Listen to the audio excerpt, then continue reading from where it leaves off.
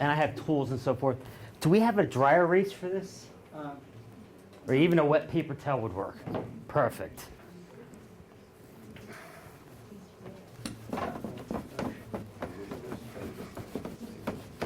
I was just hoping that wasn't permanent marker.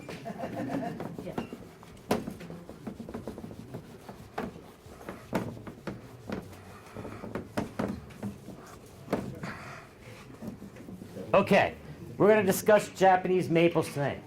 The reason I brought the crab apples, there's a gentleman, I don't know if anybody in here knows the gentleman, but the gentleman's name is Joe Colombo. Does anybody know Joe Colombo?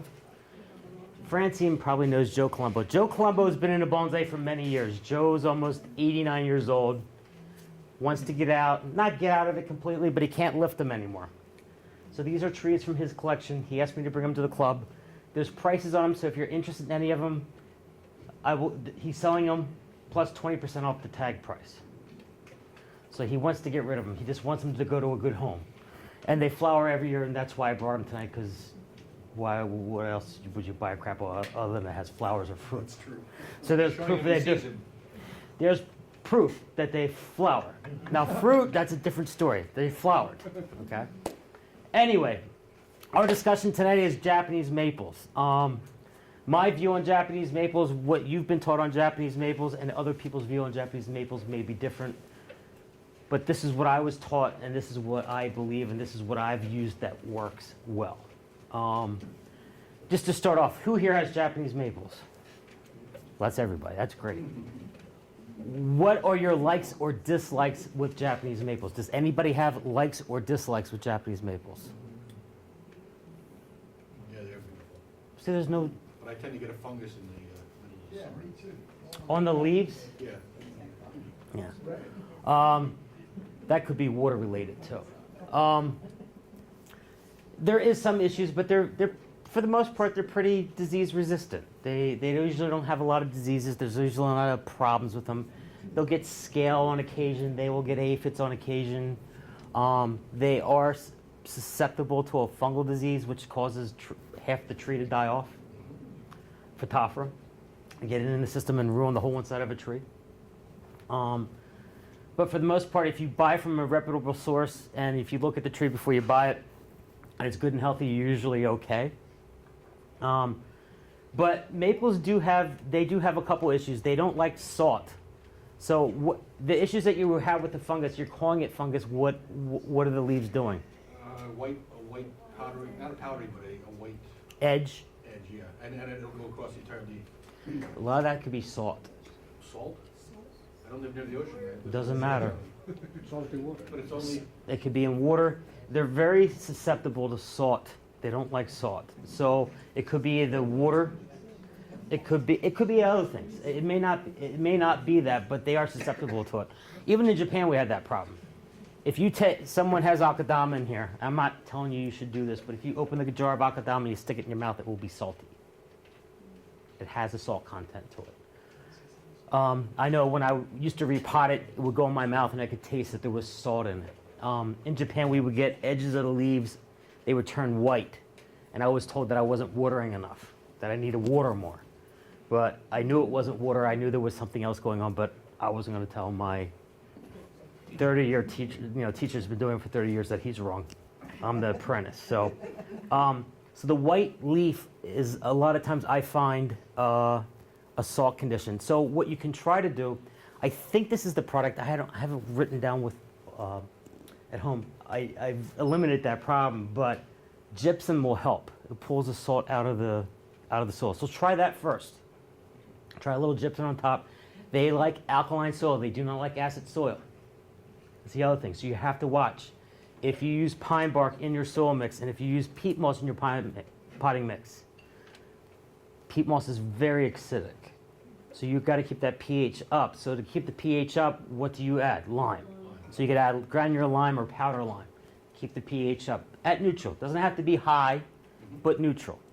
So those are the biggest key points. The only other thing that affects these tremendously, besides a little bit of insects and diseases, is Asian longhorn beetle, which is kind of native to this area now, right?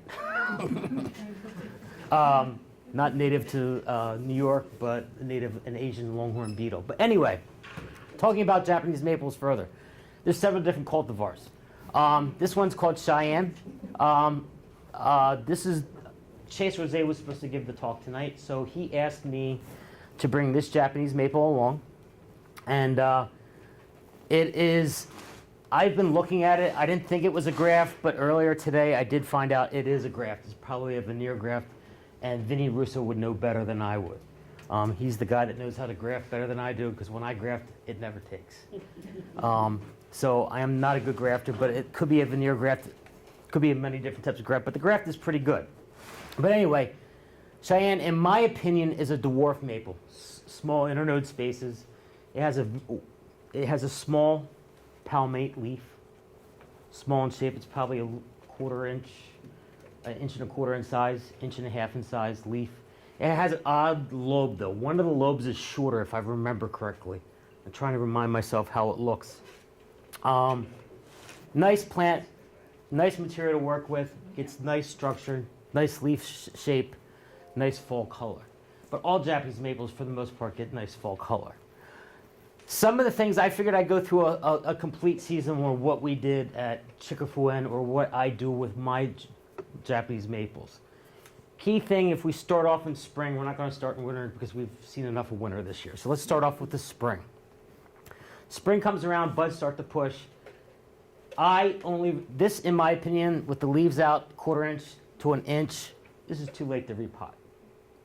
If I didn't really care, and it was one of those, what I call Bonsais, that I'm just putting in a pot to sell it out the door, maybe I'll risk it, cut it, and slide it into a pot. But in my opinion, it's a little bit too late to repot. I like to repot as the buds are just starting to swell. And what I mean by swelling is the buds on Japanese maples, they're alternate. So they're side by side. Here's a bud here, bud there, bud here, bud here. As this sheath on the outside starts to expand, that tells me it's time to repot. Roots are starting to initiate in the pots. At my house, I repot my Japanese maples every 2 years. So every other year. So all my trees this year that are Japanese maples got repotted. The only other time I'll repot it, I feel like the pot needs to be changed, the angle needs to be changed, or for whatever other reason that I feel that the soil needs to be changed out. I believe in developing nabari. I go inside, I remove a lot of the large crossing roots. You don't want crossing roots in the pot. And aerate them, pull them out, rake them out so that the roots grow out and radiate from the trunk so you develop plate-like root systems. I mean, in Japan, it's just mind-blowing. You look at some of these trees and you got a trunk that's this big and a woody live root plate that's that big. And you think, how could that happen? How's that possible? How could a tree like that grow like that? And if you watch them, you just constantly pull the roots straight out. And what they do is they eventually fuse together. So if you can't let them cross each other, because when they cross, then they get ugly.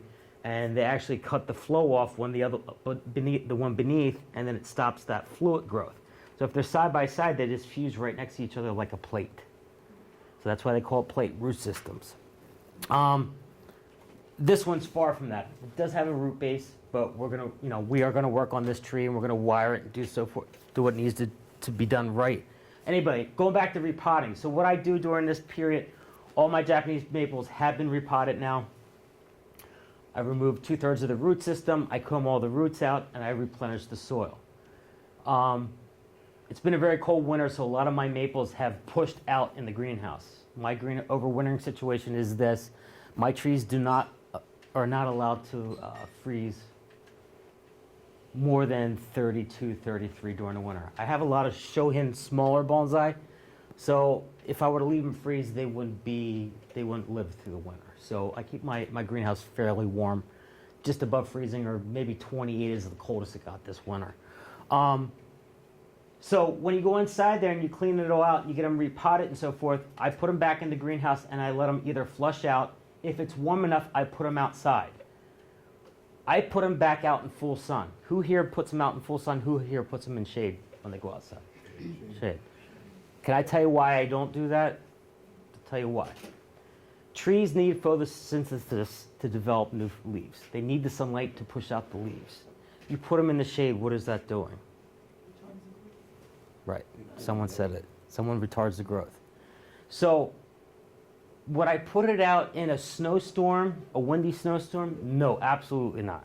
If it's going to freeze that night, absolutely not, it's not going out. But if I repot a tree and I feel that it's perfectly healthy and it just has short amount of buds just showing, I take it, I repot it, and I put it in full sun. You're going to get the short amount of internodal space growth between the two leaves, and you're going to get the best leaves of your life because cutting back the roots is going to slow the tree down, number one, and number two, putting it in full sun is going to get the smallest leaves possible. You put it in shade, it will still grow, but the leaves are going to become bigger and it's going to expand longer, and you're going to get longer internodal spaces on the leaves. And what I mean by internode, this is an internode. The space between here and here is called internode, or zui, Japanese name. Zui. And that space there, you want to reduce that space because the closer together the leaves are, the better ramification you're going to have. The more ramification you have, the denser your bonsai you're going to have. So that's the first thing I do with repotting of a Japanese maple. I make sure that I get it in full sun, and I make sure I repot it at the right time. Now, if I was repotting this one like it was an emergency, it blew out of a pot and it hit the ground and so forth, and I had to repot this for whatever reason, yes, I would put this tree in the shade. I don't want the leaves to desiccate. If I put it in full sun, I'd be in trouble. Okay? So this type of plant, I would definitely put in the shade if I was repotting it. Yes? At what temperature are you putting them outside? This Daytime, nighttime? 70 day, 60 day, 50 day, as long as the nighttime temperature is above freezing. I mean above freezing, 37 you can still have frost. Even though 32 is freezing, you can still have spotty frost at 37. I like it to be a good solid 42, 45 at night. So the weather that we're having immediately now, I would say you can put it outside. We usually have this weather in middle of March. Yeah. So we're a little behind the game. So everything I've repotted is going back into the greenhouse again. Yes? I have a Japanese maple with a trunk and stuff like that. Mm-hmm. This root system. Every year, no matter where I put this, leaves burn. What's the question? The question was, he has a Japanese maple, and every time it leaves out, Very soon after leaving out there, either in the sun or it's in the shade, they curl up at the tips. the tips curl over. And what kind of maple is it, sir? It's Japanese maple. Okay. What kind of soil mix is it in? It's a bonsai soil. Okay. No, I'm just trying to. What Does that peat? does it have? Hoffman mix? Is it Hoffman mix? Okay. Could be a variety of things. It could be a fungus. When's the last time it was repotted? I gave up on it. I took it out of the pot this year, it's sitting on my bench outside the pot. Okay. So it's in a box or on the table. It's on the table. Okay. So is it still alive? Okay. All right. My suggestion is when you have a problem like that where they're shooting out and dying back, it could be a fungus. So if it's a fungus, the first thing I do is I go for the big guns. I know we're in a country right now that's trying to go with organic and less toxic chemicals. But if you have a plant that's in trouble and you want to try to save it, you got to use the big guns. And the big guns would be subdue, SUBDUE, subdue. Huh? I don't know, but I know where you can get them.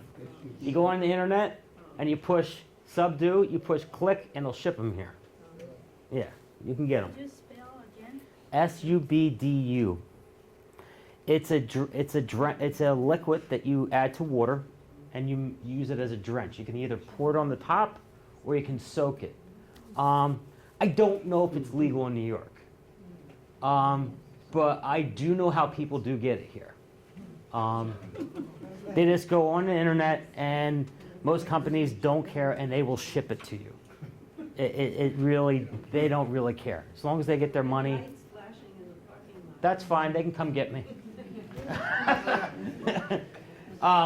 But that's the first step I would take, sir, to see if you have a fungus. If you don't have a fungus, I would check to see if there's any root issues. Have you had root aphids? Okay, all right, okay.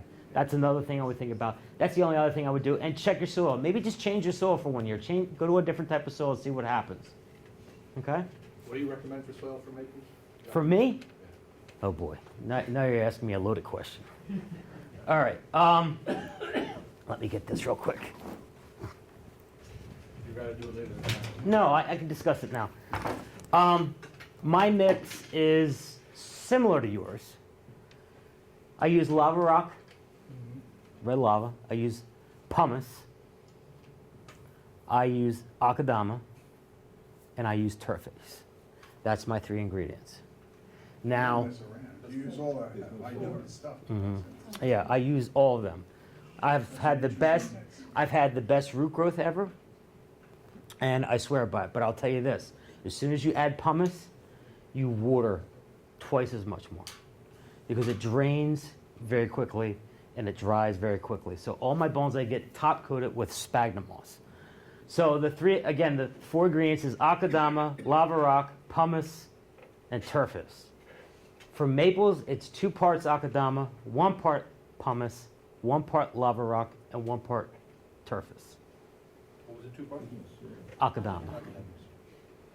If you have no organics in it, how does it hold nutrition? Nutrition is being. This is one thing that I learned in Japan. They use a good Japanese mix in Japan will be Hyuga, which is a Japanese sand, Fujisuna, which is a sand, or I think it's more like a lava rock, a mini lava rock, and they use akadama. Akadama is a clay. Akadama hold a clay that holds nutrients. Clay will hold nutrients. That's something it does do. I've been in Japan where they dig this akadama up. It comes from a place called Kunuma Prefecture, which is where the azaleas come from. You've heard of Kunuma Suchi, Kunuma soil. Kunuma soil, if you go on the internet and you look for Kunuma soil, you look for akadama, akadama's on the top, Kunuma's on the bottom. So they dig it out of the top and they sift it and they bag it. It's a volcanic soil, and yes, there is who brought that up, the guy about Kalidama. The problem with Kalidama, I would love to use it. The problem is it's more expensive than the damn akadama. Well, in shipping and everything. Yeah, so by the time you get it here, it's actually more expensive than the Japanese stuff. So if you get it trucked in, it would be cheaper. So, and it's very similar to akadama. I think it's identical, honestly. But that's what holds the nutrients in the soil, is the akadama. Clay holds nutrients. So it's a nutrient holder. So with those four ingredients. Now, there's a lot of people out there going to tell me, I don't like turfase. Turfase does a horrible job. Turfase grows bad roots. I'm not going to name the person that just wrote a blog about that, but there is somebody that says that turfase does not work in bonsai soils. That's our personal opinion. I've been told in Japan, after 4 years of study, he asked me at my end of my study, he says, is there anything you want to know? Is there anything we haven't taught you? Is there anything more that you would like me to tell you before you leave? I said, tell me all your secrets. And he said, no, he says, that's not going to happen. He said, I asked him about the soil. He says, forget about soil. And he says, I said, what do you mean? He goes, we use akadama here, we use Hyuga here, we use Fujisuna, because we have it readily available. It's around the corner. It's what we have. It's what we use.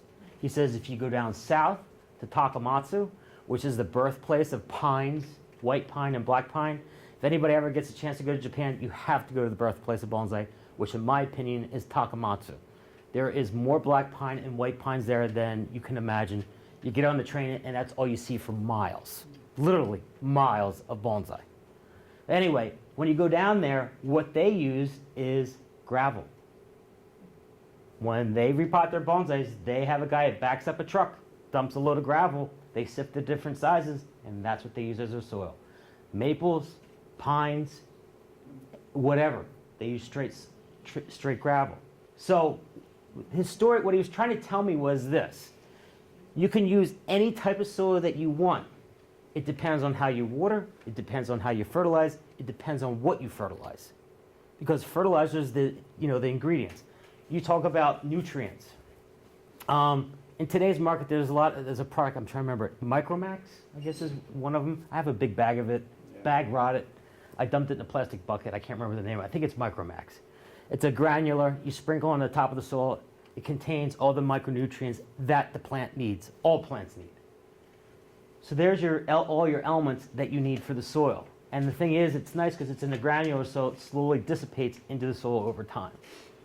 I'm not so stuck up on different types of mixes and so forth. I use this mix because I was used to it in Japan. Joe Colombo, a good friend of mine, uses a mix that's very similar to yours. He uses a product called Metro Mix 510, which is made by Scott's now. It used to be made by Metro Mix. It's Metro Mix 510, one part of that, one part turfus, and one part lava rock. So one component of each, and that's what he uses for his mix. Now the nice thing about Metro 510 is it contains no perlite, and this guy hates perlite. He despises it. So it has the decomposed or bark, vermiculite, and peat. So that's the 3 ingredients he uses for his bonsai. It all works. That's what those crab apples are in, that same mix. So my personal opinion, whatever works for you, keep working with it. Don't change your soil. Don't have too many soils on your table because you're not going to know what dries out first and what dries last. So it's best to stick with the soil mix you're used to. But that is the mix I use at my shop. It drains quickly, and since it does drain so quickly, I do add sphagnum moss to the top. And the reason I add sphagnum moss to the top is to try to prevent the evaporation. That's the most important thing. You don't add any lime to your mix? With the Japanese maples, if I start to see like a little bit of depletion, yes, I will. I'll add not powder lime, but the granular, to sprinkle a little bit on the top. If I find a plant that's chlorotic, I go old school. And this is something that Franco Gomorrah used to do. Go buy common nails. Stick them in the pots. Nails? Nails have iron in it. They're going to increase the iron in the pot. So if a pine's chlorotic, you stick iron nails in the pots. Not galvanized because they're not going to rust. All right? Just common nails, finished nails, whatever. Stick them in the pot. It's going to bring the iron up in the pot. So that is what I use for a general mix. So that's my mix.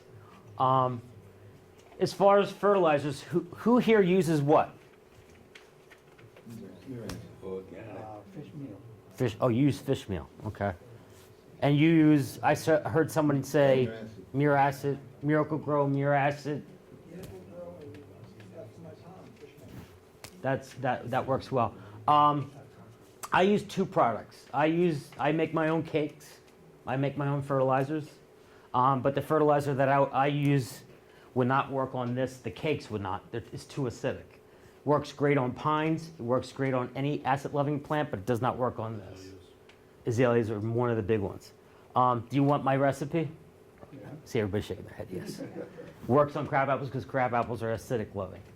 It's very easy to make. Your neighbors may not like you after you make it. I have 3 dogs. That I like to hear that. The mix, it's very simple to make. And this is not my mix. This is a mix. I don't know if some people in here may remember him. Mikio Oshima. Mikio Oshima is from, God, I think he's from Takayashi, Japan. His son is into bonsai. He has a nursery called Oshima Nursery. His father is now out of bonsai. But anyway, this was his mix. Just to give you a little bit of background quickly on Mr. Oshima. Mr. Oshima, his teacher was Suzuki, the one that developed Zuisho. Is anybody familiar with Zuisho in here? Yes. Okay. He was taught by the gentleman that developed Zuisho. Anyway, this was his personal mix that Chase and I worked together with when I was a young little whippersnapper, and I got the job of mixing it. I got the job of making it into balls. So I was the one mixing it, so that's why I know the recipe so well. And it stinks. 1 part cottonseed meal. No, I'm sorry, not 1, 11. So 11 parts cottonseed meal. So you're going to say, what do I mean by 11 parts? Where's that Skippy jar? So you have 11 cans of Skippy jar filled of cottonseed, okay? That's 1 part You need 11 parts of that size. The next part is 5 parts bone meal, granulated bone meal. 1 part, or half, I would say more of a half a part of muriate of potash. And muriate, M-U-R-I-A-T-E, of potash is 0010. Okay? You take those 3 ingredients, you add water, and you mix it up, and everybody grab their ear. Feel your ear? That's the consistency it should be when you're done mixing it. That consistency. It sounds crazy, but that's what, I think he just wanted me to get the fertilizer over my ear. That's why he did that. Anyway, I mix it all up. Excuse me? Is muriate urea? Yeah, it's urea. So it's 0010. So you mix this stuff up with warm water because the muriate is a white crystal and it's gonna have to melt. So you may want to take that, put it in a small container, get hot water, mix it up to melt it. You mix it all together, and then what I do is I take gelatin. It can be green, it can be orange, it can be clear, it doesn't matter what it is. And the gelatin is to bind it together. Okay? When I, Box of gelatin? excuse me? You want a box of gelatin? 1 box? 2, 3, 4. You gotta play with it. Yeah. Again, the ear thing should be the consistency of ear. So what you do is you can do it either 2 ways. Either you can be a slave like I was, and take all the balls and make them into small balls and then put them on the trees, or onto trays, or you can take it and smush it out onto a 1-inch baking tray, and you cover it with a piece of burlap and you let it do its wonderful thing, and that is turn moldy. And the reason for the mold, the reason for that is it's got to ferment. If you use it straight out of the bag, you're going to kill your plant. You have to let it ferment, and it's easy to figure out when it's fermenting. Number 1, it starts to smell. Key rule, smell. It turns gray. But as soon as that happens, you're ready to go. Now, this is the thing I like to do. Years ago, we used to take the ball, put it on the plant. Well, for anybody that knows your local raccoon, your local squirrel, next thing, you put 4 on there, the next morning you come out, you have 1. You're like, where did they go? Well, a squirrel has them. So what I do now is I get the tea bags off of eBay. I get like 1,000 of them. I take them, I put the fertilizer ball in the tea bag, I roll it up, staple it closed, and stick a toothpick in it. And that usually lasts about 3 weeks before they figure out how to get it off the toothpick. You don't knock your plants over? No, the dog's taking care of that. But for the most part, that's my mix. If you use that on any acid-loving plant, I'm telling you, I don't care what your soil mix is, your plants will come out vibrant green, greener than you ever could imagine. It's slow released, it lasts for about a month. When you replace the fertilizer ball, to go to a different spot. Okay? Now, going back to what I use on Japanese maples. In Japan, we used to use a product strictly for maples. I can't find it here. It's not that easy to find on the East Coast. I think it'd be a lot easier to find on the West Coast. The product that we used on Japanese maples was rapeseed cakes. And rapeseed cakes basically is canola seed. You can buy it, yeah. You could, yeah. Then you got to grind it and all that. Right, but it makes a mess of the coffee grinder. My wife would not be happy if I did that. Anyway. On the West Coast, I have found places that will sell expelled seeds that they compress all the oil out of, and they'll sell it to you in a bag. It's very cheap. It's like 50-pound bag, $2. Take it. They use it for pig feed too. You make that into balls and you place it on a plant and fertilize it. Too difficult for me personally. All the stuff I talked to you about before is readily available at the store. You can go buy it at an Agway. If you have Agway up here, Agway will have everything on there. Matter of fact, Agway has their own brands of everything I've talked to you about. Make that easier. What I use on my Japanese maple is very simple. This Osmocote, form of Osmocote, but it's not Osmocote. I use Nutricote, 13, 13, 13, triple 13. The reason I use Osmocote over Nutricote is this: Osmocote is temperature regulated, Nutricote is moisture regulated. Problem with Osmocote that I've never been a fan of, I like the idea that you can stick it, this is the great thing, is you can stick it in those little cups. You can stick it in a tea bag again, and you don't have all that gray dots laying over your soil. You stick it on top with stick it in the bag. When the water hits Nutricote, it slowly releases into the soil. Does a great job. Has a good NPK, has all the micronutrients that the tree needs. Does a great job. I like it. I use it. The problem with Osmocote, it's temperature regulated, so if it gets really warm out, it dumps a lot of fertilizer really quick, and I found that to be a problem, especially in a small, shallow tray of a bonsai pot. If it's deeper, that's not much of a problem. It's got time to flush through. That's why I like Osmocote over, or NutriCote over Osmocote, and that's what I use for fertilizers. Is that readily available? Yes. No. Again, go online. No, I get it on Geiger. Yeah, It's but on is, Long Island. do you have a Geiger on Long Island still? Yes. Okay, I didn't know if you did or not. It's really Griffith now. I was just going to say it's Griffin, because Griffin knows everything. But as a group, you could use it on all your plants. The nice thing about it, I like about Osmocote over liquid fertilizers, which is your Miracle Grow, your Jacks, all that other stuff. You water it once, all the waste is going through the hole. No, NutriCote, you put it in a little bag, you're good for a month, maybe more. Depends on how much you water.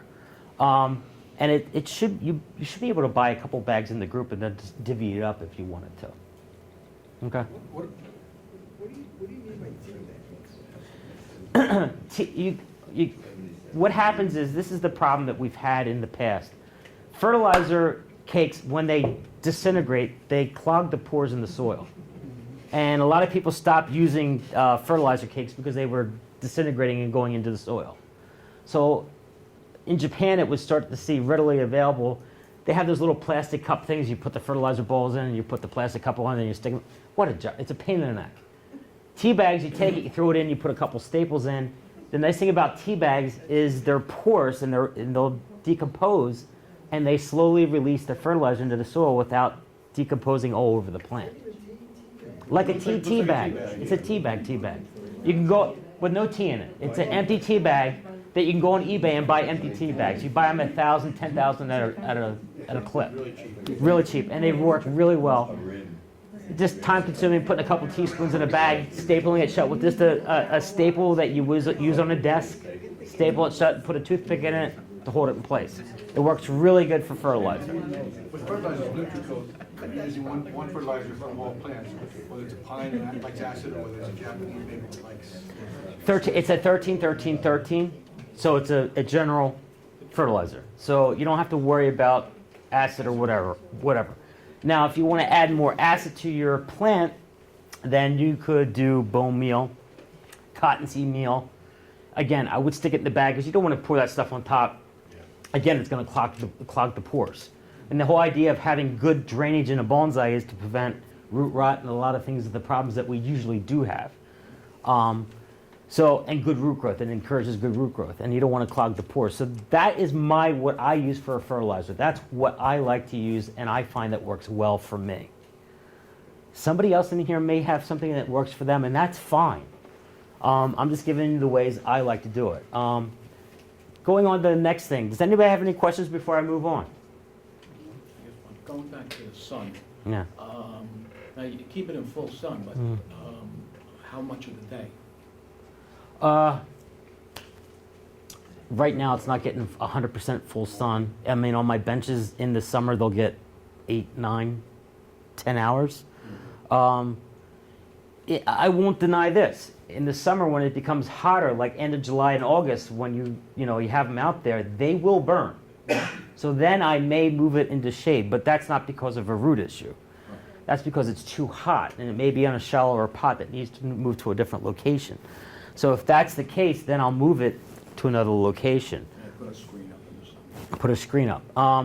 But as far as the sun, it can take as much as possible. Again, when the buds are small, and if you repotted it and you keep everything evenly moist and you do not allow it to freeze, and it's not super windy out, and there's no leaves on it, they're not going to desiccate. And with the sun coming out, it's going to come out naturally, and your leaves are going to be smaller.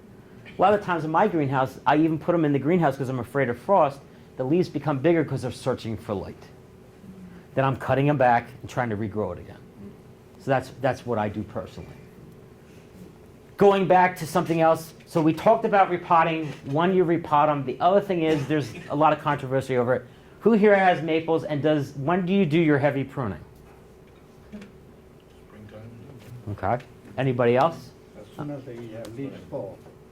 Okay. So you do them in the fall time then? Okay. I'm not dissing Chase or anything, but Chase used to do all of his pruning of his maples in the fall before they went away for the winter time. I saw a lot of problems with that. I didn't see a lot of problems with that. I was too new to understand what was going on. But you always saw a lot of bleeding. You cut them in the fall, they bleed, correct? Yeah. Clear liquid comes out, right? I found a lot of problems with that when I was in Japan. So they had suggested to me when you prune a tree back, you prune it when you repot it. You're cutting off all the feeder roots, so you're going to stop it from bleeding. Now, there's been a couple of different thoughts. People say, no, fall is the time you have to prune it. No, spring's the time you have to prune it. It works for me. Some people say you have dieback if you cut it in the spring. I've never had a problem with it dying back in the spring. I've had branches die back because they've bled out. So, Yes. So mean you repot and prune at the same time? Absolutely. And there is no bleeding? Or No bleeding. No bleeding. Because what you do is you're cutting off the feeder roots. Yeah. So when you cut the feeder roots off, it has to develop new feeder roots. Mhm. So there's not going to be any bleeding. If you cut it in the fall, I mean, I remember when we would remove Chase's trees from the workshop into the cold room, after they was done cutting them, they would bleed for a couple days. Not heavily, but they would bleed. And he put cut paste on them, but still they would bleed next to the cuts. So when we worked in Japan, and many nights we repotted, we would do all Japanese maples at once, we would do all pines at once, we would do all himi-shutta, which is Japanese Stewardia at once, whatever the case may be, whatever needed to be repotted, we repot. But if there was pruning to be done, it was done at the time of repotting. Now, there's other times that they suggested doing pruning, and that's when it was actively growing. Actively growing, you cut it back. And then you don't have to worry about bleeding as well. And my teacher was very concerned about bleeding. He says, you cut your arm off, what happens? You bleed. Exactly. So same thing has happened to the tree. You cut your arm off, it's going to bleed, but you have to figure out how to stop that bleeding. And he says usually when there's a lot of water uptake, especially during budding, there's less bleeding. But he says when they're storing the fluids for the wintertime, there's a major upflush when the leaves are falling off and you're cutting them and then they bleed. That's my teacher's way of thinking. Now, I've heard there's other ways that people believe it should be done in the spring. That's what's worked for me, and I've kept to that. The other thing I do with Japanese maples so that I don't transfer disease from one to another is I try to wipe them off with alcohol swab pads. Clean my tools off every time I'm done using them, no matter what I'm doing. But Japanese maples in general, because they can transfer disease easily that way more than others. But that's when I do my major pruning. I also do my wiring in the spring as well. But this is one thing I've learned in Japan. When I first landed in Japan, first thing is you're so excited about being there. Second thing is just so scared because you have to understand, I'm in Japan, I know no Japanese.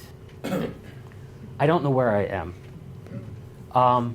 I know one person there that was a friend of Chase's that had me at his house for a couple days just to let me get acclimated after being on an airplane for 32 hours. And the other problem is when I landed, I was standing next to somebody that I thought was my representative that was going to meet me at the airport, and I was totally wrong in the picture. So I was standing to somebody that didn't know who I was, and I was talking to him. So I had to tell you that, but anyway, that was pretty bad. But anyway, once I did get there and I learned all this stuff, it was pretty amazing.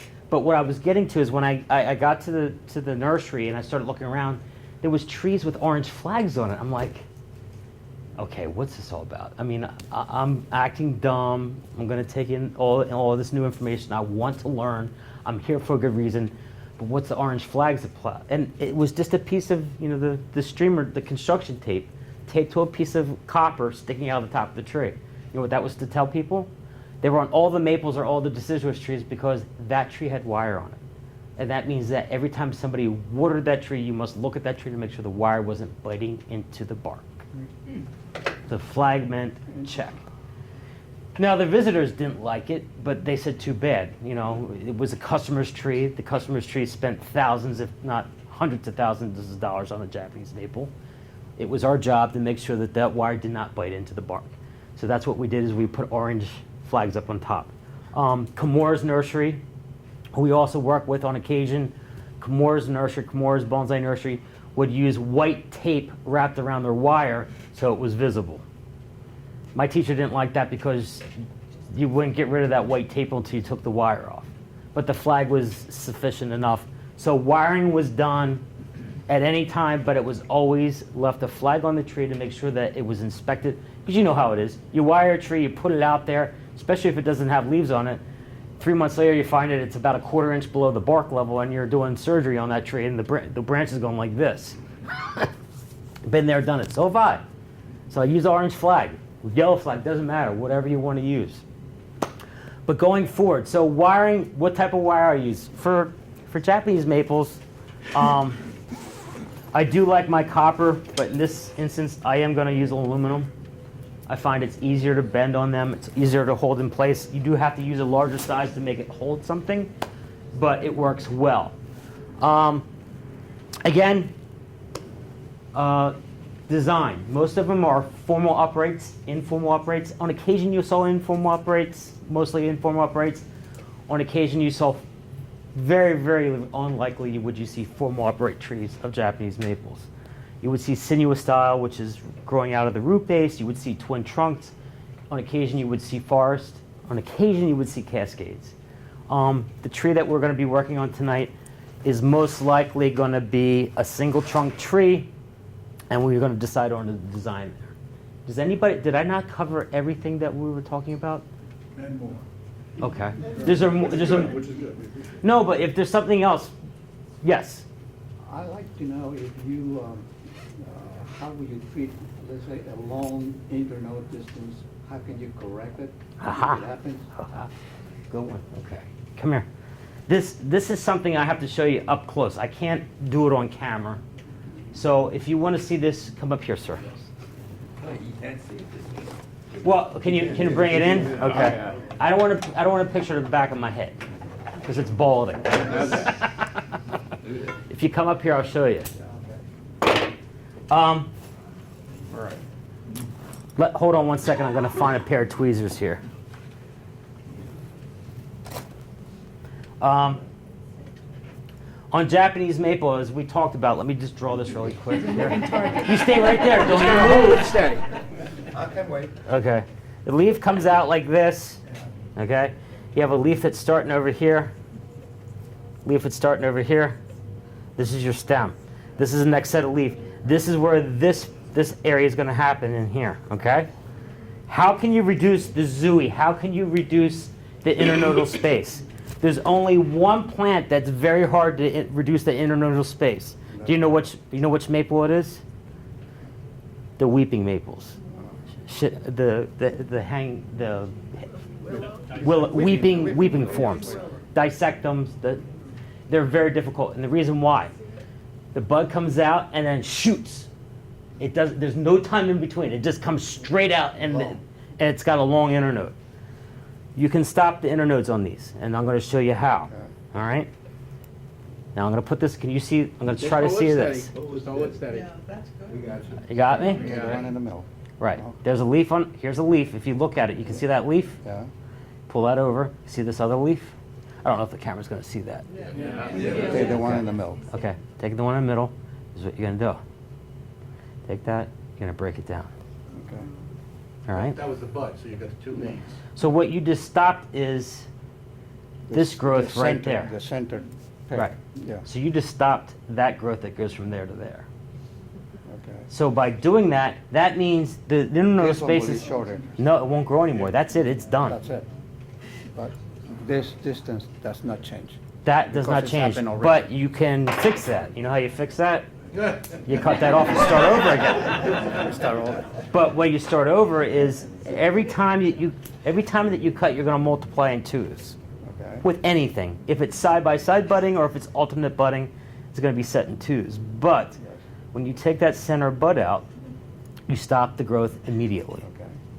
So you don't allow it to extend anymore. Right. Okay. Now, it's a lot of work, but if you want to But you have reduce, to do one by one by one. but you don't have to prune after that because the growth is stopped. Okay. Yeah.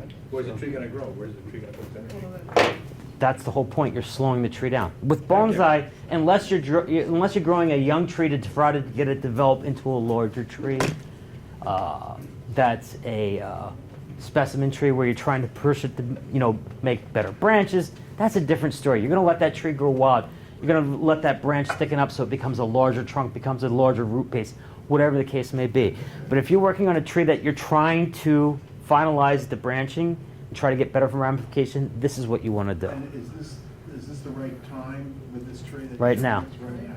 So you're Because gonna, that was green. I'm not going to do it now, though. I'm They saying come you're out. gonna do that to all those remaining ones too? Okay. Okay. I see people shaking their heads. He's Yes. gonna cut out all the major branches, then he's gonna. Yeah, exactly. Whatever's left. But I mean, to slow the growth down, by doing that, you cut it back hard like that. Then you go back in there, you wait for the two buds to come out, and your internodal space will be tighter. Your ramification will be tighter. So if you ever look at some of the Japanese books and you look at some of the Japanese bonsais in Japan and you see a bonsai with a trunk that's like this, and it's got ramification and little branches like that, that's because of this. So it doesn't affect the trunk at all? It's not affecting the trunk? When it's older, yes. It's not going to grow as quickly. But if you let it grow freely when it's younger, it's going to fatten quickly. A tree's still going to grow and develop branching, and it's going to get thicker. And then you're going to have to go back in there and cut branches out and redevelop branches. That's inevitable. I mean, is this going to happen? That's going to happen, yes. You will do the same thing just to maintain shape then? Yes.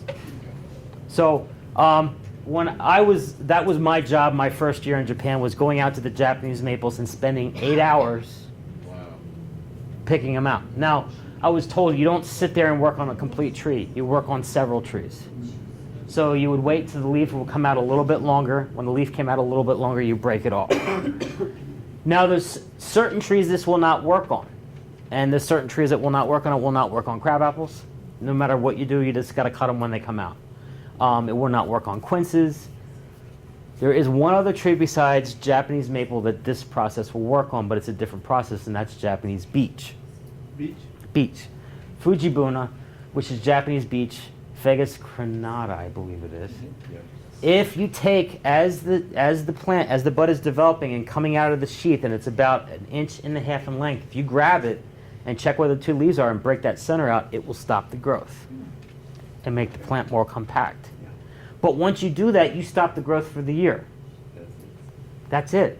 And I mean the same thing for this. Unless you get an advantageous bud in the back here that's going to bud out, you have stopped the growth on that branch. Yes. Would that promote back budding? On Japanese maple, no. No. The only thing you're going to promote back budding on Japanese maple if you cut that branch back severely. And what I mean by that is if you go in here and you say, well, I don't need all of this branch. And if I want to get more buds to bud back on here, Yeah. I'm going to say, well, I'm going to cut it back into there. That way I'm going to get more advantageous buds to bud back. And then you can go in here and start the process where I told you. New bud comes out, create new branches. So if you have an area that's too long and you want to reduce it and you're trying to finalize and get good ramification on your tree, this is the step you need to take. The other thing is when you're cutting with maples, make sure your cuts are clean. And why do you want to make clean cuts? You want to make clean cuts because when you make clean cuts like this, they heal better. Okay? And when they heal better, you have a cleaner cut, they heal better, and they don't leave wound marks. Because Japanese maples are known to show wound It marks. has to be at an angle. Right, angle, yes, yes. Any other questions? Okay. Again, this is Japanese maple that we have up front. I believe that it is grafted. And the first thing I'm going to do is get this out of the way. Why did you graft it? I didn't graft it, it was Or grafted. Why would you? The person to talk to about it is Vinny Russo right next to you? No, I'm just teasing. Don't want to put you on the spot. A lot of times, whoops, I pulled the thing out. Better root system. Yeah. Number one, Japanese maples are not that easy to root a lot of the times. So it's a lot easier to graft. And you have a better success rate. I think Cheyenne will root from cutting though. I've tried to root that from cutting before and I think I've had some success with it. It will air layer well, but it's a process in the tray that it happens a lot. A lot of people have grafting done to trees. Unless you get them as seedling, then they're not, they're just going to be variations of Japanese maple. Okay? All right. Yes, you had a question? Is that a dwarf type of? I believe it's a dwarf, yes. And most dwarfs out there are grafted. I understand. Yes, Yeah. but it depends. We'll back up for a minute here. This is a gentleman out West Coast. I think he's on the West Coast. We were just talking about him. Evergreen Garden Works. I think it's Evergreen Garden Works or Evergreen Garden Center. Brad Watson. Well, Yes. well, All of his maples and all of his plants, unless he specifies, are all cutting. Yes. So there's tons of plants that can rooted by cutting, and he'll tell you if it can't be rooted, he's the one that knows it can't be rooted.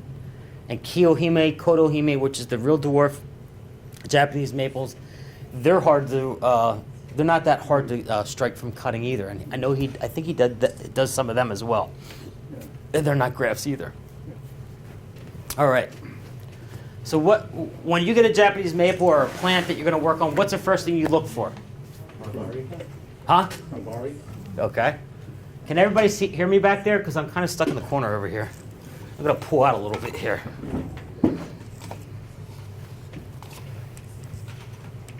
Is that all right? Can you see me? Okay. So the first thing we look for is Nabari.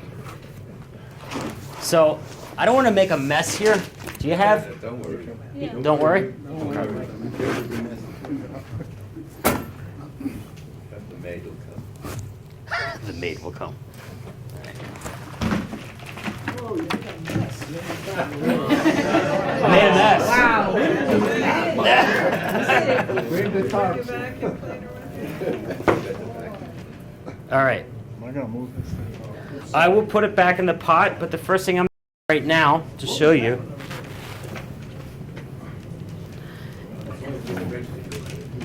A big ball. Big ball. What's that big ball? Where? Behind to your right. On the foot. On your foot, don't step on it. Oh, it's just soil. Surprised it's not frozen.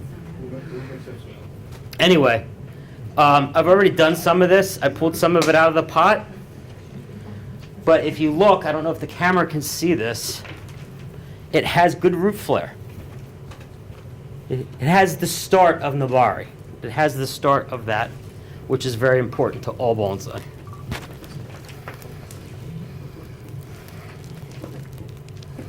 Okay.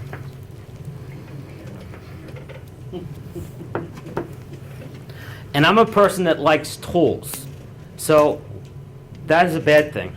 Because if you look at my toolkit, I don't have 1, 2 pairs of scissors. I have 1, 2, 3, 4, 5, 6, 7, 8, 9, 10 scissors. And I just acquire them constantly. But anyway, what I'm just doing now is I'm cutting the top root layer off so I can see the Nabari. Now, I don't know if the camera can see this, but can you see the root flare here? Yeah. Isn't that nice? There's root flare here. There's root flare on this side. There's root flare all around the tree. When I picked this up from Chase's, the first thing I did is I said, "How's the root flare on it?" He goes, "I don't know." I said, "Well, I'm going to check it before I leave." And this is what I did. So it has good root flare, and that's a good sign of a good Nabari start. So there we are. So wide base from most sides. I'm going to go slowly. Hopefully you can see this.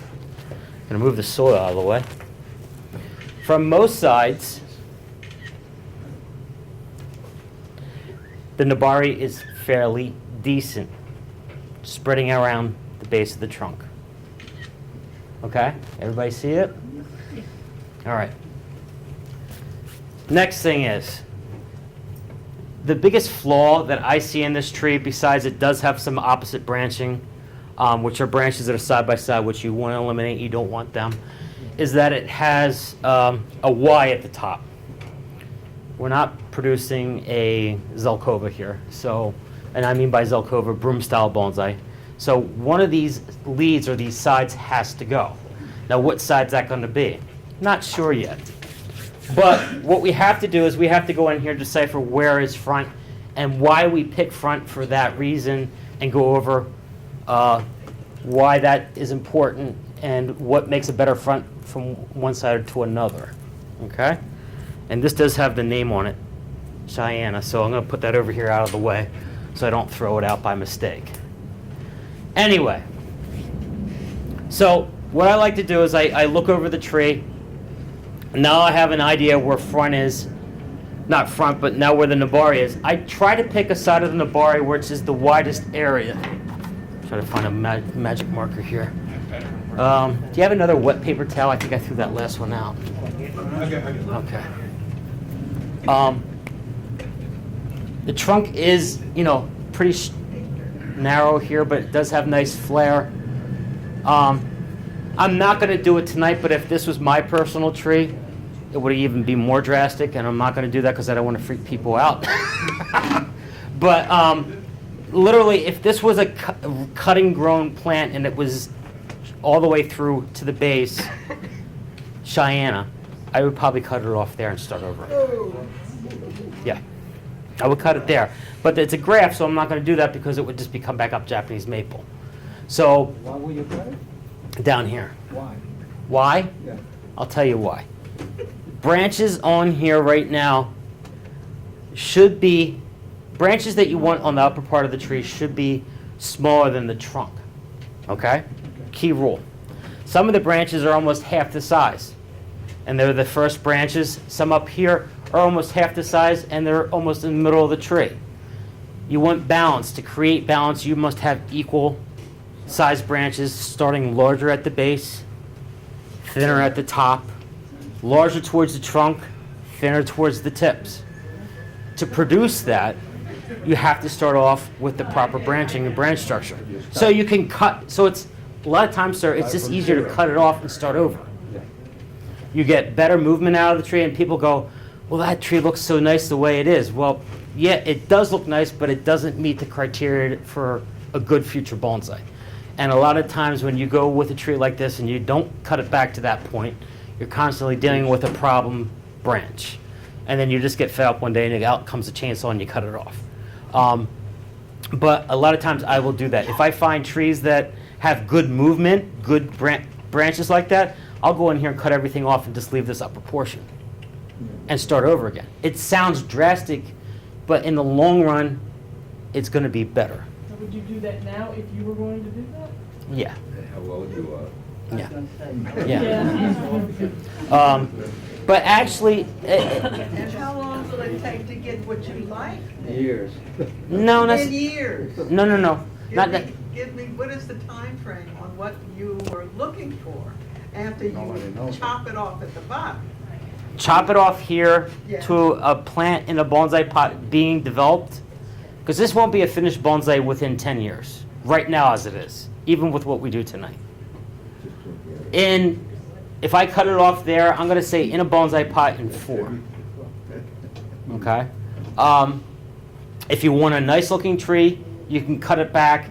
But again, it's still a pre-bonsai for at least 5 years until you get ramification and branch placement. I mean, it takes a long time to develop a tree. You have to really work with the tree because there's a lot of opposite branching here, and it just makes your eye go right to the center. I don't want that to happen. I want the line of the tree to be there. And to do that, you got to get rid of the branches that are in the way. And there's a lot of branches in the way right now. So what we're going to do is, and what we're going to talk about is root flare. So if you have the tree here, it's coming up. This is dry now because I left it open. You want root flare like this. Well, I have root flare right here, like that. I have root flare like here, like that. And I have root flare like over here, like that. So basically, every side I turn to, I have good root flare. So now that I know I have at least 3 sides with good root flare like that, now it's me determining what side of this tree is best with using the branches that I have already. So what am I going to do to make this work the best? This has a good side, so what I'm going to do is I'm going to take my metal chopsticks.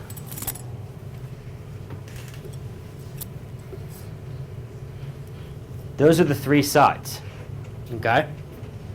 Now I'm going to go over and try to decipher which side I believe is better. This is a good candidate. It has a lot of large branches that are side by side, but some of them could be eliminated and be made into a better tree. No matter what happens tonight, a lot of these branches have to come off. This root flare here, it does have good root flare. The problem with this root flare, though, is the branches don't pose themselves to a good front of a bonsai, left and right, right to left, all that good stuff. The other flare is over here. This is not a bad position either. The problem is a lot of these branches, again, are the inside of a curve. You don't want branches on the inside of a curve. You tend to want to have branches on the outside of a curve. But sometimes you have to deal with bad branches, and we're going to have to deal with some bad branches tonight. That angle also, but it's a nice curved trunk though for that angle. Right, you do. But the whole thing is you have a lot of branches on this side, right here, that are all inside the tree. So if I eliminate them, you have nothing on that one side of the tree. Okay? So that's one problem. So you can just see how just general small key rules that no inside curve branching, branches that are smaller than less than a quarter inch the size of the main trunk. That's why a lot of times I just cut back to the trunk and just let it resprout again. I'm not going to do that tonight, but I'm letting you know I do that. So that's one front. The front that I'm leaning toward most is this one here. It does have bar branching in here, but a lot of these bar branches could be moved. One side could be cut, the other side could be left, and it does have good movement. It does have a good apex up through here. The back side of the tree would have to be removed. And what I mean by the back side, there's a Y here.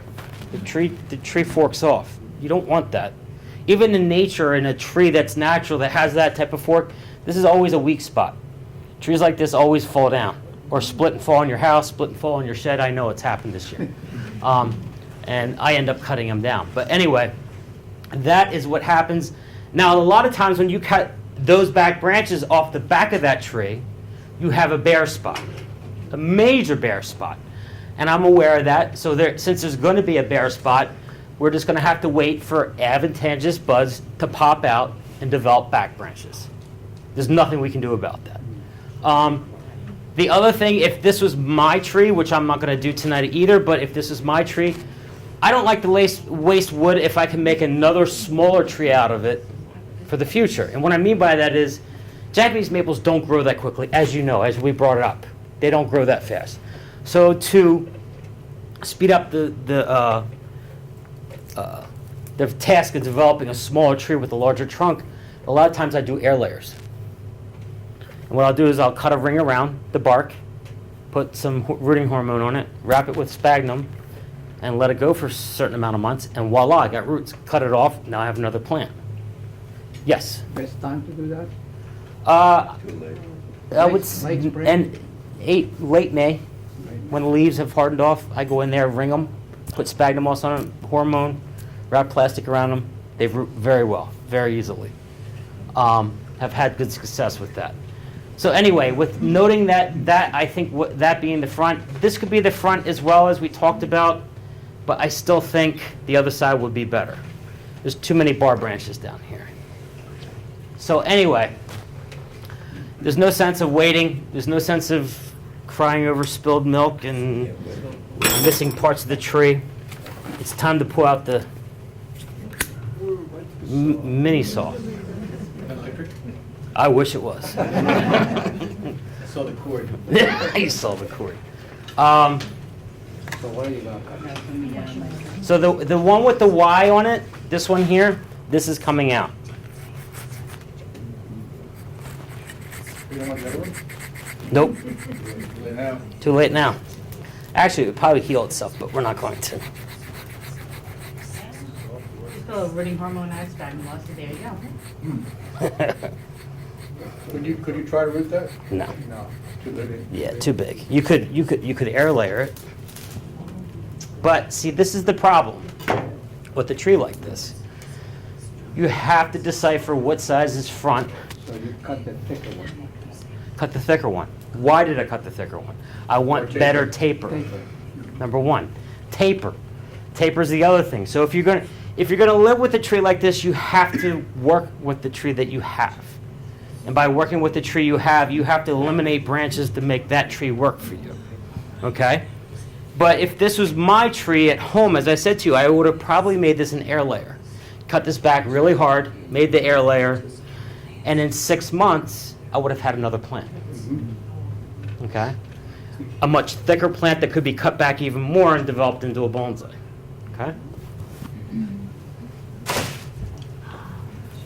Second off. So I have a lot of branches that are going to the top, so I have to decipher what I want as an apex. I don't need this guy anymore, so I'll put this away. So, what I need to do is first off, go back here and make this a good clean cut.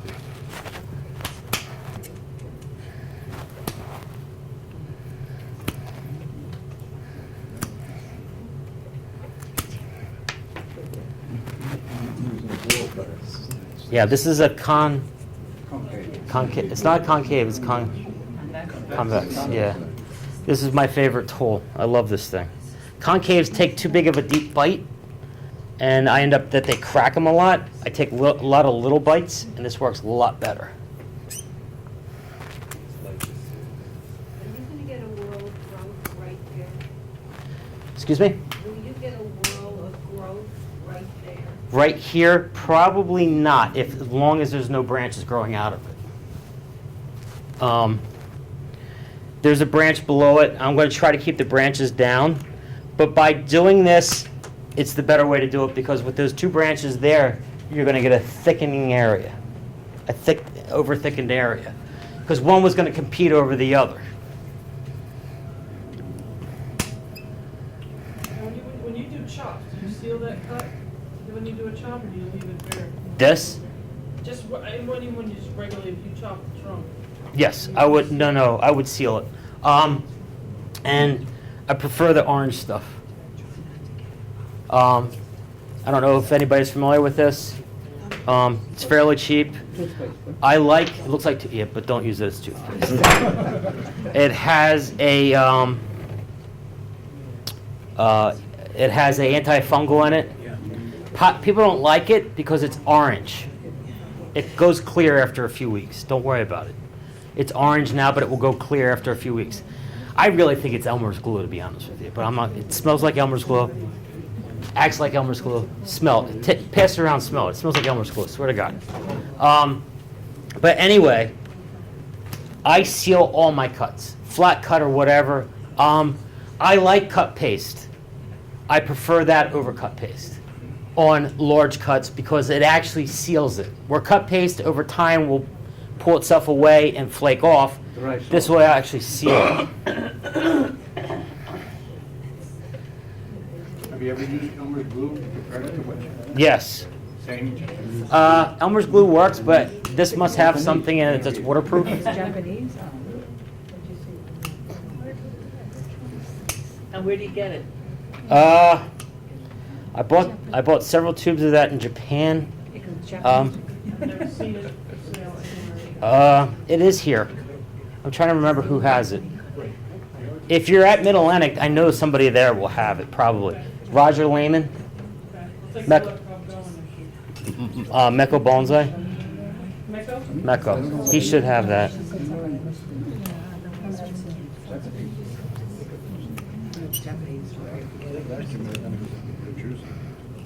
It's just the same place. It's in East. I think it's East Hanover. Yeah, East Hanover. Yeah. What is it? Next Saturday.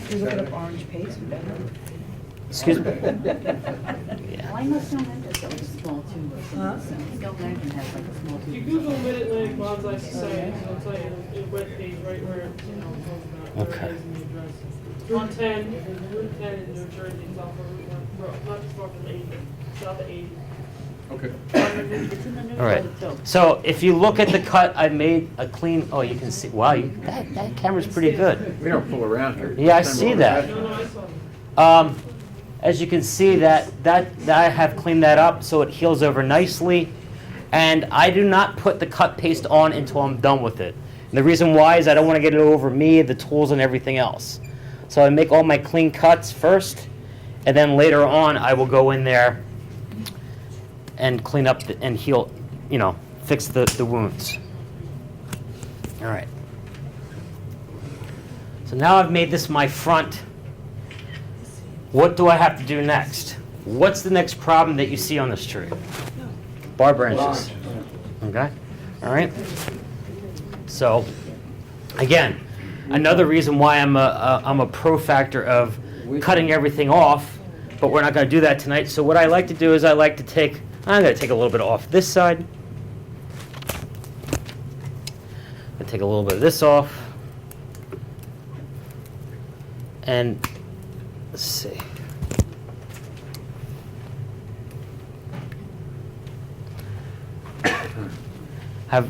So what I've done now is just to open it up to see where I am.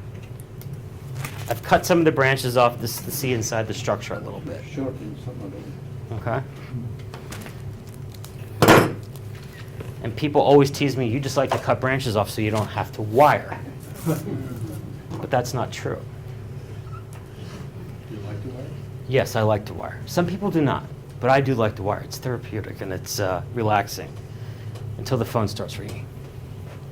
Anyway, it is of my opinion, this is inside of a pocket, this branch must go. I think we're all in agreement with that. So for now, instead of using that thing, I'm going to pull out my mini saw again, which I wish was electric.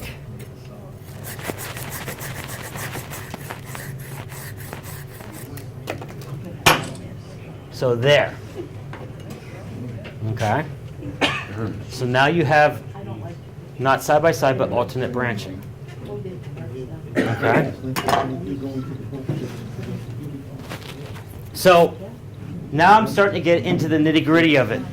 Now a lot of these branches, Japanese maples and deciduous trees alike, don't have branches like this. This is not a good diagram of a bonsai, but they don't have branches like that. In nature, branches on a bonsai, the Japanese maple bonsai, have movement that they work up towards the sunlight. This is your trunk here. All of the branches are going up towards the sunlight. That's what this tree is doing. If you look at the tree, there's branches that go out to the side, but the branches grow up towards the sunlight. So we're going to follow that same type of contour on the tree. Okay?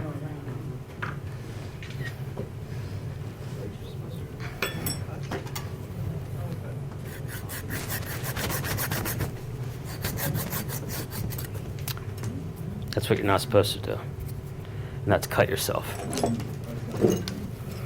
You need a Band-Aid? Nah, I'm fine. I may be a little bit bloody, but I'll be fine.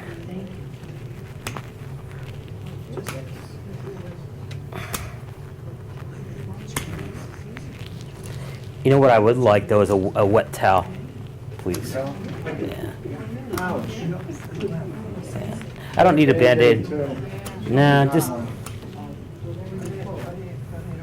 you on blood thinner? That's the question. No. No. I'm good. If that was me, I'd be really pleased. No, I bleed, but I'll be okay. I'll be okay, though.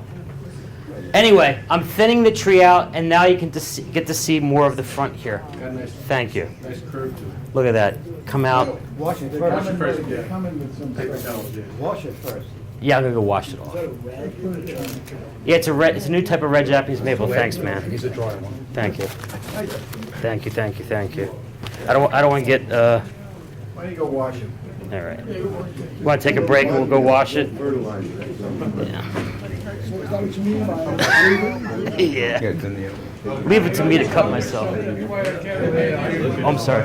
I'm just gonna run it under some water.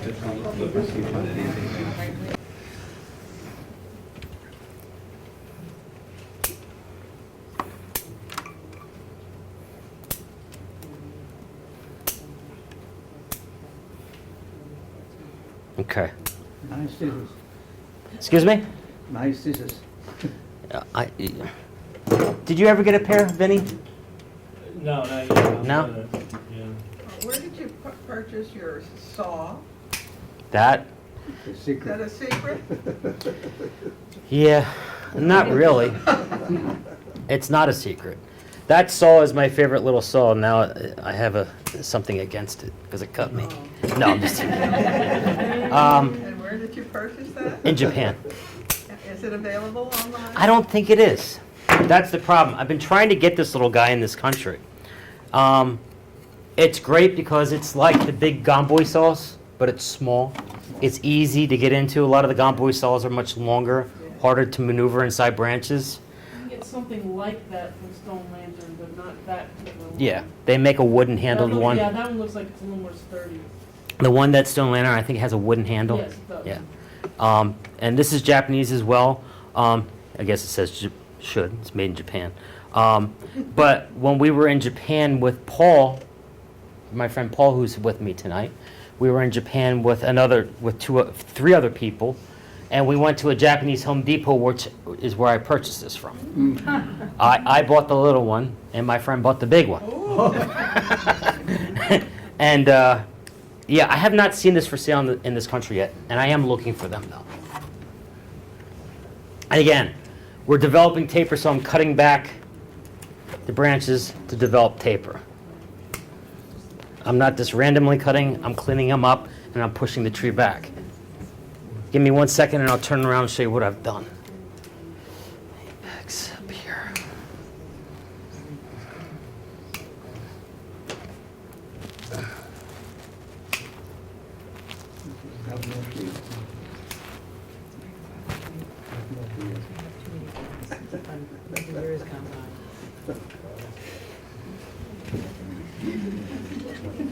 Guys get nervous back there?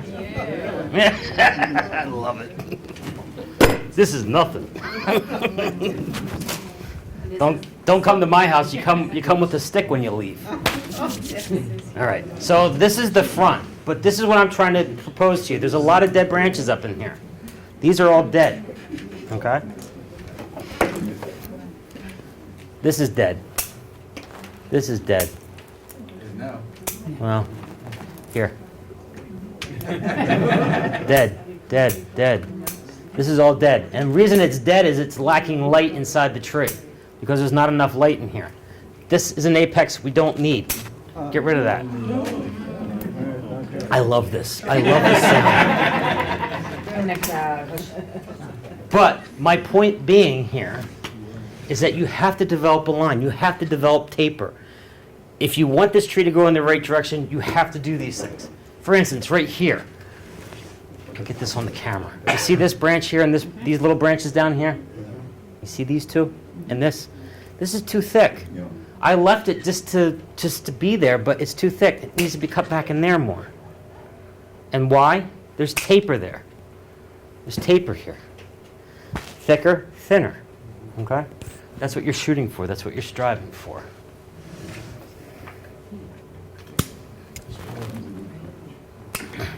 Does anybody have any questions why I cut this tree back? Don't worry, I won't slip and cut the wrong branch off. I already did that. Yeah, there's not too many of them left. Yeah. There's not. Nope. Told you, they tell me all the time I do this so I don't have to wire. Is that the case, or you just more enjoy everybody's reaction? Both. And the other thing is, I wonder if this, sometimes this, I have a pair of, when I studied in Japan, my teacher had Masakuni make a pair of scissors that kind of looks like this, but they're stainless steel.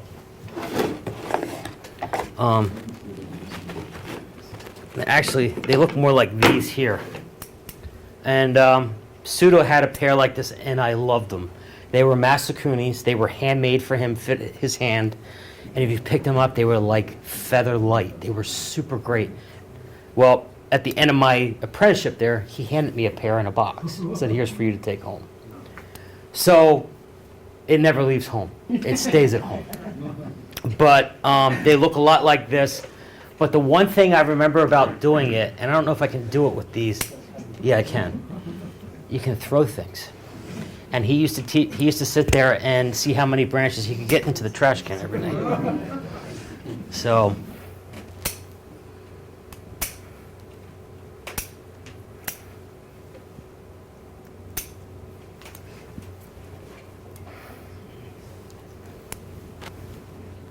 too thick.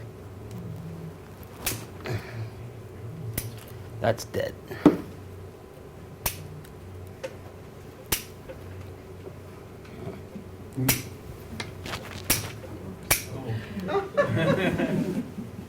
Slowly weaning us, slowly weaning us. We're all like, Just saw it. Bridge on the left.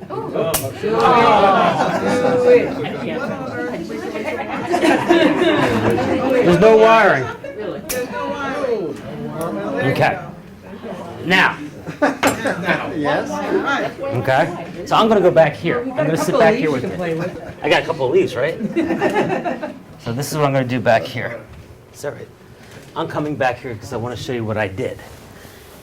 So if you look at the tree now, Yeah. it has taper. But what is the biggest problem with the tree up there? Has no branches. Right.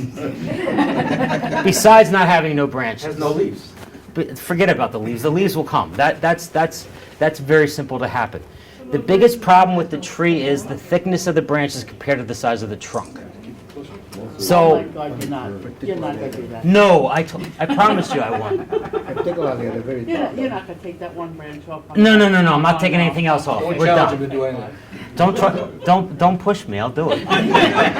At this point, just cut it in half. It's like half the size, so it should be a quarter the size, right? Right, but see my point. The best branch on that whole tree is the lower left-hand branch. Agreed. It's got form to it. Okay, so my point goes back to what I started from in the beginning. This is why it's best. And I try to explain this to people as hard as it may be. Cut everything off and start new. Because you can direct, you can shape it, you can design it where you want it. What I've done now is I left a basic design there. So when you go looking for trees, first thing is when you go looking for trees, go look for trees that don't have that Y shape in the back. Look for single leaders. Look for trees that have motion, or movement. Look for trees that have good taper. And not only good taper, but make sure the trees have good root flare. Again, that first branch to the left has the best movement, Yes. has the best shape. But that's the only branch on the tree. So do you see? If it moved down. Yeah, but it's still thick. It's too thick. I don't like it, You too. don't care Right. for the slingshot effect on the right? But you want me to cut it off? No. Don't See, do look, that. We'll look I at the don't, left. Look I at don't the like left. the single shot effect, but we had a worse slingshot effect in the beginning. It was a very thick trunk that went out. Now, you have taper, wider at the base, thinner at the top. You have to develop more on the top. You have branches that grow upward. Yeah, I don't like the slingshot effect, but this is the major problem with this flaw in the tree. Again, this is nursery stock. This is the problems you run into with nursery stock. To the right of the tree, you have movement that goes in a U shape. It goes curved, all the branches on the outside, correct? All the branches on the left-hand side of the tree. There's no branches on the right-hand side because it's all inside of a curve. Branches don't grow on the inside of a curve because there's no light there. Okay? So that being said, that's why my students that I teach, this is why I try to get across to them. I show them this tree, and this is a great thing having this camera because you can look at it what it used to look like, a big bush. And then you can look at it when it's done and it's just a stick, which I'm not doing tonight, so don't worry. I'm not cutting it. This is as far as I'm going. But this is what I'm trying to prove to you. Now that you see it up on screen, now that you see it in person, you understand what I'm trying to get to, is that most of the branches on that tree are too thick. Some of the time you may get fed up and say, well, this branch or right to left. So that tells you the direction of the tree. So now that you've done butchered the tree, and trust me, I've butchered more trees than this. My teacher took a beautiful azalea and cut all the branches off. And that's even worse because you're in Japan and you think it's great. Anyway, this stuff, I love it because it does one thing. You don't need a stick. You don't need anything as long as you just wipe it on the end. Again, it has a fungicide in it. Pull it around. What is the name of that? I think it's called. I think it's called Gojon or Gojo or something like that. The person that sells it is Meko Bonsai. He's in Pennsylvania. He's in up towards Harrisburg, Lancaster area. He will be at Mid-Atlantic. I don't know if he ships. I'm sure he does if you called him. The one I got, it stayed orange. The what? It stayed orange. Oh, really? Yeah. Well, this once it's outside, it will stay orange for a while, but it will go away. It's orange now, as I told you, it comes out orange, and a lot of people don't like it. But the nice thing is, it smells like Elmer's glue. It's easy to apply. Does it take long to dry? You getting ready, she said, you're getting ready for Halloween a little early, that's all. That's all. You're right. The other thing is, how long does it take to dry? I say probably tomorrow morning. It'll be tacky by the time we're done. But feel fully cured tomorrow. The other thing you notice that we've cut the branches, the tree is actively growing, there's no bleeding. Okay? If this was the fall, it would be bleeding. And not just me bleeding, that's right. Tree's bleeding for me. Anyway, so, and the nice thing about this compared to cut paste is you gotta wet your finger, you gotta make it into a mendable ball. This stuff you just kind of smear on, it levels itself out, and it has a fungicide in it.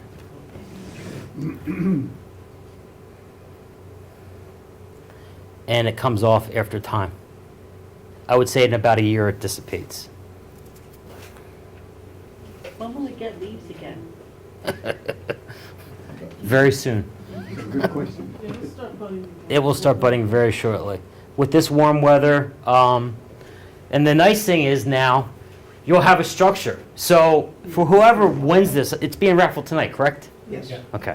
For whoever wins this, what's going to happen with this tree is that you can take it and you can put it back in this pot, and you can leave it in this pot. Or the other thing you can do, if you find another pot that you like, you can just slip it in and put soil around the edge without repotting it. And then next year you can pot it up into a training pot. And what I would suggest you do for next year is you go in, flip it over, cut it in half, and start developing the nabari here. You have good nabari there. Use what you have. I would say in 3 to 4 weeks, if this is going to leaf out like crazy. It's going to rebud. There's already buds on here that are going to push out. They're going to push out first. In 3 to 4 weeks, all of these spots are going to be, you're going to see little red dots, and it's going to flush out heavily. I would say just let it go for this year. Let it grow out. We've done a lot to it, even though we didn't really touch the roots, but we did a lot to it. Let it grow for this year. Give it some good fertilizer, let it grow. Next spring, cut the bottom off, start working on these roots. You got great roots there. Make sure you utilize them. Make sure that when you pot it, a lot of people use wooden boxes, in 2-inch wooden boxes, to put them in trays to grow them out in. If you don't want to spend the money on a pot right away, get them into a wooden box so you can grow them in a wooden box, or you can go into a clay pot, or you can go into a plastic tray, whatever you want. But develop this nabari on the bottom of the tree. Still put it out in the sun tomorrow morning? Absolutely. Absolutely. I am totally of, this tree was outside in the sun. It was leafed out. I don't want to put it in the shade where it's going to suffer. Now, the only thing it is I would not do is I would not put this out into the rain until all this sealant was dried. Yeah. Well, tonight it should dry by and be enough. It's supposed to rain tomorrow, right? Yeah. So, that being said, does anybody have, yes? Clarify something for me. You're talking about fertilization on the maple, and usually in the middle of the spring, something like that. How long would you fertilize the tree until the beginning of summer? Just 2 or 3 weeks? Let me clarify that. When I fertilize Japanese maples, I like the leaf to come out completely and open. Okay. This is for, if you're growing a bonsai just to develop a bonsai and you're not worried about leaf size and so forth, you can put it on as soon as the leaves start opening up and the chlorophyll starting to happen, then you can put fertilizer on it. If you're growing bonsai to develop smaller leaves, I wait until the leaves come out and they've basically hardened off. What I mean hardened off, they're not soft and supple anymore. They're hardened off leaves. They're actual leaves at that point, and they're transferring chlorophyll through that up to the tree. At that point, I would hit it, I would say, on a tree like this, end of May, beginning of June, I would put 13-13-13 on it. You could use liquid triple 20 at half rate. Japanese maples don't need as much fertilizer as most other trees do. But I like the triple 13 Nutricoat. because it has the micronutrients in it that the tree definitely needs. Okay? And you will maintain that fertilization, that last 3 weeks, The other thing about NutriCode, if you buy the proper one, it will last you 6 months before you have to change it. Oh, really? Yeah. So it Just will once then? once. That's it. You're good. Does anybody have any other questions? When should you change the wiring that you did?